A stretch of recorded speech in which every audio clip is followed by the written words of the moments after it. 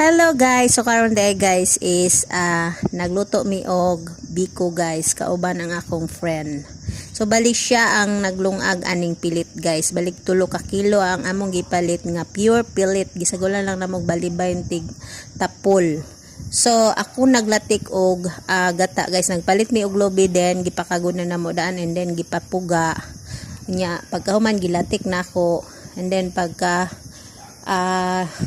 nagawas na ang iyang oil guys, mao ni siya iyang lunok guys, kanang brown nga akong gi toppings sa ibabaw. So habang ang akong friend guys nagduot pa ng biko guys na nahuman na namog timpla sa latik,